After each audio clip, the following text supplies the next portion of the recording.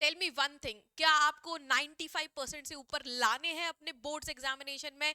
लाने हैं तो कुछ चीजों को यहाँ पर फॉलो करना पड़ेगा, तभी 95% से ऊपर आएंगे। और वो चीजें ये है, मैं अभी बताऊंगी आपको, पर उससे पहले आपको कमेंट में ये लिख देना है कि मुझे 95% लाने हैं। और कमेंट में ये लिख दो कि कितने मार्क्स आपको किस सब्जेक्ट में चाहिए, क्योंकि मैनिफेस्टेशन में बहुत ज्यादा दम होती है बेटा।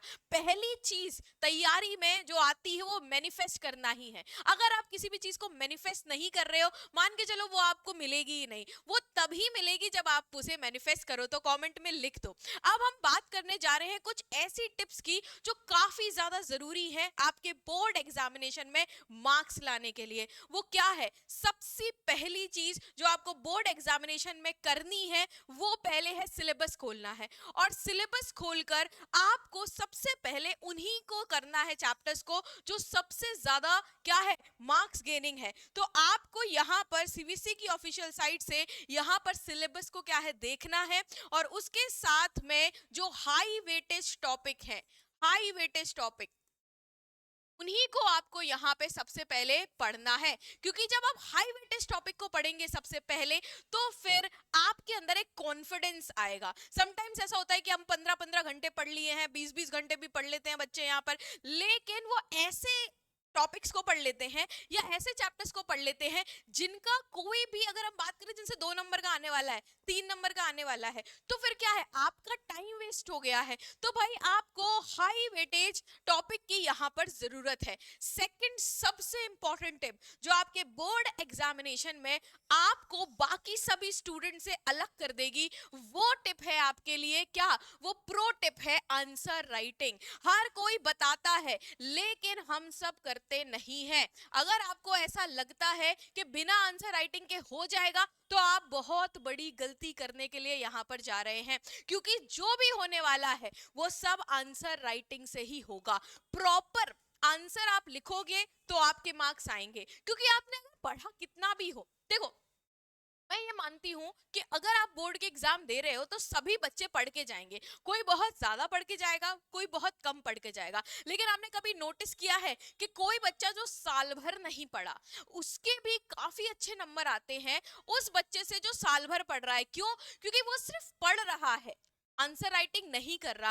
अगर आपकी आंसर राइटिंग अच्छी है तो आप भी काफी अच्छे मार्क्स यहाँ पर ला सकते हैं। तो आंसर राइटिंग काफी ज्यादा जरूरी है बेटा। यहाँ पर हाई वेटेज, सबसे पहले तो आपको हाई वेटेज टॉपिक्स को उठाना है। सेकंड चीज जो आपको यहाँ करनी है वो है answer writing. Without answer writing तो नहीं होता है कुछ भी चीज, ठीक है? आंसर राइटिंग यहाँ पे करो, और आंसर राइटिंग करो भाई। रोज के मैं कह रही हूँ सिर्फ 2 आंसर लिखो, एक शॉर्ट एक लॉन्ग आंसर तो लिखोगे ना रोज का, तो रोज के आंसर लिखो। बोर्ड में शॉर्ट शॉर्ट मार्क्स आएंगे आपके। और ये आंसर आपको लिखने कैसे हैं, तो आपको यहाँ तीसरी टिप फॉलो करनी है, वो है PYQs, प्रीवियस ईयर क्वेश्चंस को गो थ्रू करना है। बिना प्रीवियस ईयर क्वेश्चन के यहाँ कुछ नहीं होने वाला है। क्या लगता है आपको कि यहाँ पे एग्जाम चल रहा है, आपने बहुत ज्यादा पढ़ लिया है, लेकिन जब तक एक्सप्रेस ही नहीं कर पाओगे, पढ़ लिया लेकिन एक्सप्रेस नहीं कर पाए, तो क्या हो गया? मन में तो बहुत कुछ है लेकिन बस उसको जवान तक नहीं ला पाए,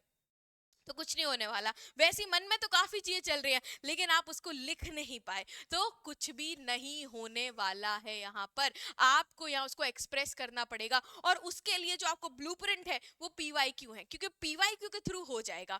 और इसके साथ में मैं ये तीनों चीजें बेटा तभी हो पाएंगी जब आप यहाँ पे प्रोकास्टिनेशन नहीं करोगे। मतलब बस यहाँ बैठ के रह गए कि यार अब तो क्या करना, हो जाएगा, अभी 1 घंटे बाद कर लेते, फिर 1 घंटे बाद कर लेते, फिर 1 घंटे बाद कर लेते, वो घंटा कभी नहीं आ पाएगा। ठीक है? इससे अच्छा है जिस समय हो, अब तो वक्त आ चुका है ना भाई, एग्जाम आ चुके हैं। अब महीने नहीं बचे कि 2 महीने बाद बोर्ड्स है। अब ये नहीं बचा कि भाई 1 महीने बाद बोर्ड है, 15 दिन बाद बोर्ड आपके सर पे बैठा हुआ है।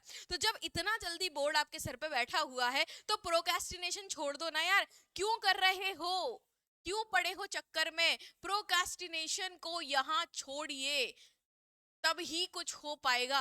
और जिस दिन आपने प्रोक्रेस्टिनेशन को छोड़ दिया, मान के चलो उस दिन आप यहाँ 95% क्या लग रहे हैं, अब 100 तक जा सकते हो। पर उसके लिए मेन इंपॉर्टेंट बात जो आपके जहन में होनी चाहिए वो है आपको यहाँ आंसर राइटिंग आनी चाहिए। आंसर राइटिंग करो, ठीक है।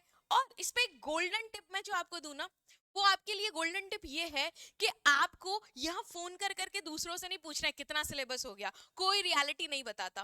बात इतनी भी है कि यहाँ पर अगर वो रियलिटी भी बताए तो सबको यही लग रहा होता है अपने मन में कि यार मैंने कुछ नहीं किया, मुझे कुछ नहीं आता है, और मैंने जितना पढ़ लिया है वो सब यूं ही है। तो किसी से आप अगर पूछ भी रहे हो ना, तो वो रियल आंसर आएगा ही नहीं उसके मन से। इसीलिए भाई इससे दो चीजें होती है, या तो आप सामने वाले को देख लेते हो यार वो नहीं पढ़ रहा मैं क्यों पढ़ूं, और या तो आप देख लेते हो उसने इतना पढ़ा तो आप पैनिक हो जाते हो। दोनों ही कंडीशन आपके लिए काफी खराब है। तो जब दोनों कंडीशन खराब, तो ये नहीं करना, ये फोन कॉल वगैरह ना आप काट दो, ये सारी लाइंस को आप कट कर दीजिए और आप पढ़ाई पे फोकस कर लीजिए। अगर सच में आपको बात करनी है, थोड़ी देर आपका मन अगर अच्छा नहीं है तो समझा दो कोई चैप्टर, समझाने से कभी कुछ नहीं होता। समझा दिया आपने चैप्टर, समझा दिया आपने इक्वेशन, तो भाई सामने वाले को भी समझ में आ जाएगा और आपको याद रहेगी। पढ़ाने से बहुत अच्छा याद रहता है, इसीलिए पढ़ा दो, ठीक है। और यहाँ पर आप इस टॉपिक्स पे और इन चीजों पे काम करना शुरू करो। मैं यहाँ पे आपको दावा करती हूँ कि आपके यहाँ 95% से ऊपर आएंगे, लेकिन आपको आंसर राइटिंग करनी पड़ेगी। और आपको हाई वेटेज पहले तो क्या देखने पड़ेंगे, टॉपिक्स को देखना पड़ेगा। और उसी के साथ में कमेंट में लिख के जाना। And thank you so much.